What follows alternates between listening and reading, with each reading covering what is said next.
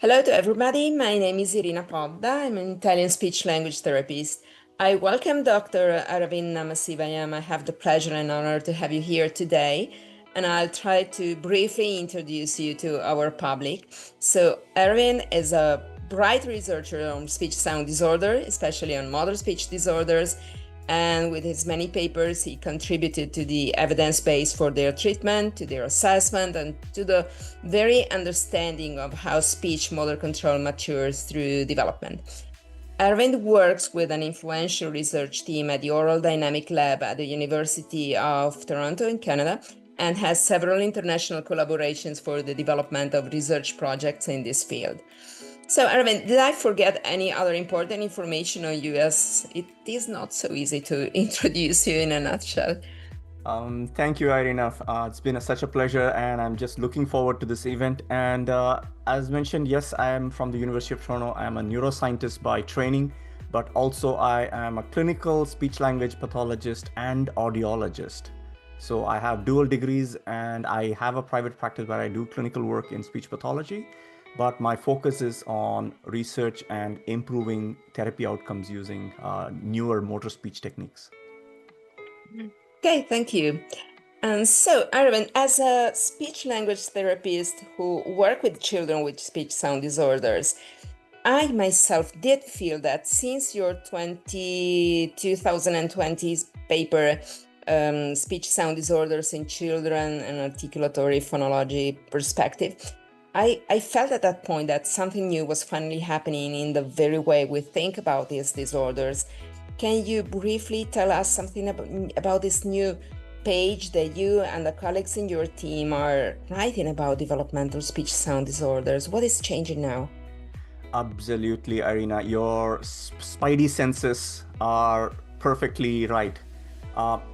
Back in the day, in the 60s and 70s, we were looking at psycholinguistic models, and we were looking at the Chomskyan kind of approach to language.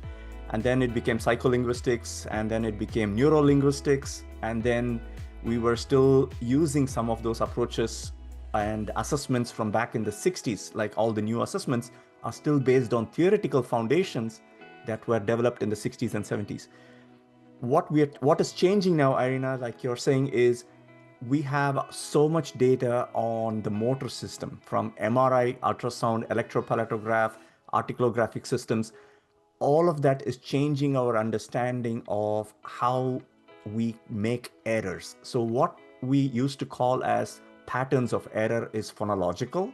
With movement data in the last 25 years, we have started to see that these patterns of errors are not actually phonological. They're based on synergies and gestures. So Schreiberg used to call this a paradigm shift in the 70s when they went from articulation disorders to phonological disorders.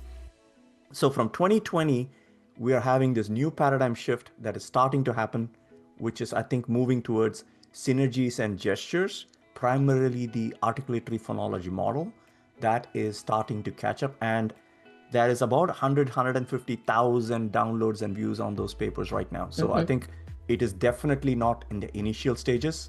There are textbooks on it right now talking about this newer approach to, I think it's going to be a game changer in the field. Yes, me too. Thank you, Aravind. And the great news for the Italian and European SLTs is that Aravind will be with us in Rome on April the 10th and 11th, 2026 for teaching a 2-day workshop. Aravind just told me that compared to the past workshop that he taught last year and still at the beginning of this year in some other European countries, this workshop will be about 75% new, so new contents. In this workshop, he will share with us updated sound scientific information on the new studies which are upcoming. And the title of this workshop is Optimizing Treatment Efficiency for Children with Speech Sound Disorders. So it's not just the theoretical part and the assessment part, but also a focus on treatment. Can you anticipate something else about this workshop so that we can better understand in which way it will contribute to our clinical practice with these children, Erwin? Absolutely. And I think, as you mentioned, the previous presentations I've done in Europe just focused on the theoretical aspects, like what is synergies, what are gestures, and how it contributes to motor control and motor development. This one, we're going to add assessments and we're going to add intervention and how the theoretical knowledge is going to translate to clinical practice. We're going to be doing dosage calculations. We're going to be doing how to optimize intervention in terms of number of practice trials, finer tuning, the intervals between practice trials, how much rest to give between trials, how does certain interventions work, what level are these interventions working. So we're going to get into super details that we never did before in my previous workshops. So I think Rome is going to be in for a new update on this. And like you said, it's about 70-75% is going to be brand new information that we have done in the last couple of years. Yes, of course, we're looking forward to read your new articles. They are coming up day by day, I must say. So we need to read. We know what to read in the next future.